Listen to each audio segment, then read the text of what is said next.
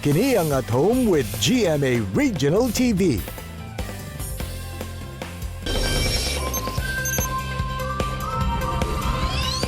Mga kapuso, karong buntaga tampok nato ang usa ka pamilya dinhi sa Cagayan de Oro City nga nahimo na nilang bonding moment ug kalingawan ang pagtugtog ug pagkanta.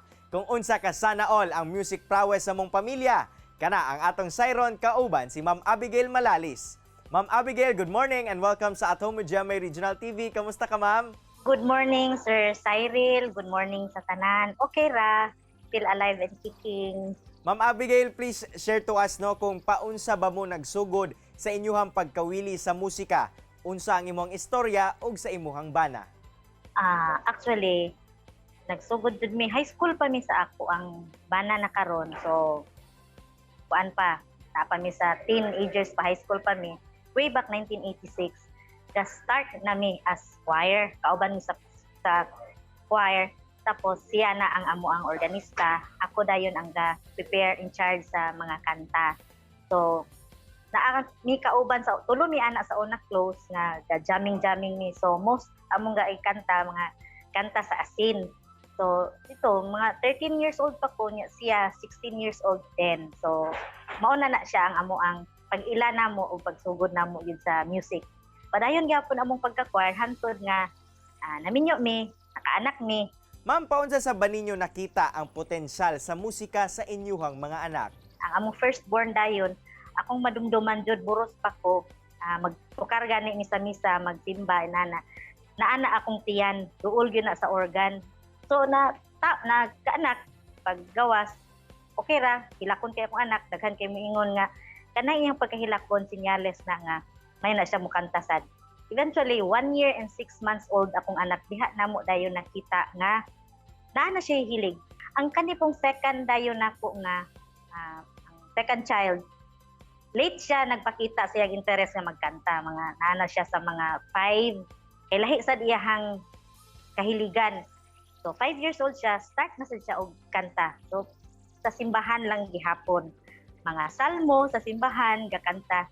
Same sa iyang kuya, pero iyang kuya na exposure sa public, pero siya more iyang exposure sa simbahan kay padayon hantod karon, actually padayon ni sa choir.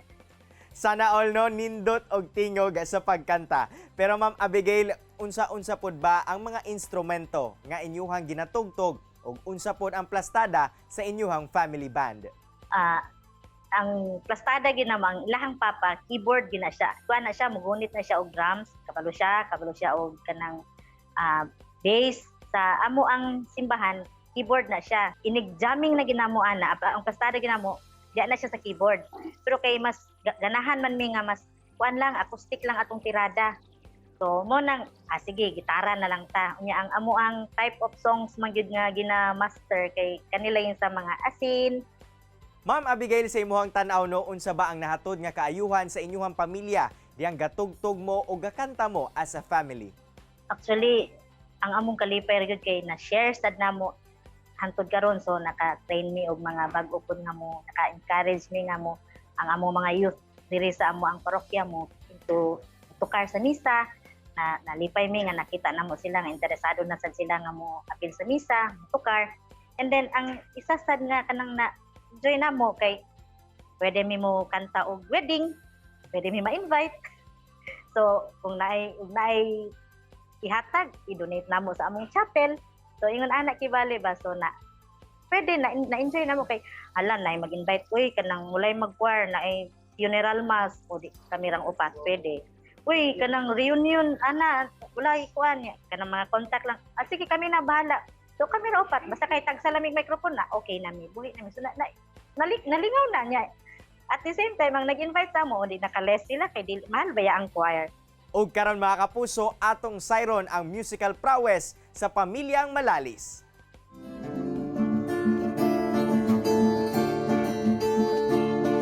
Halos lahat na nagtatanong sa bayan, saging ng kanluran na aking pinagmulan. Sila'y narito at tao ko nagkaganito.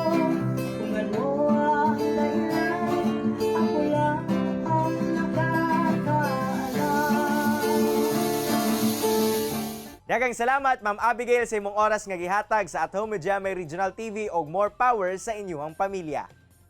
Salamat sad kaayo sa inyong gihatag nga opportunity. Salamat kaayo Sir Cyril, salamat sa staff ninyo diha tanan ug salamat pud kaayo sa nagtan-aw. Chillax lang mga kapuso, mubalik pa ang At Home with GMA Regional TV.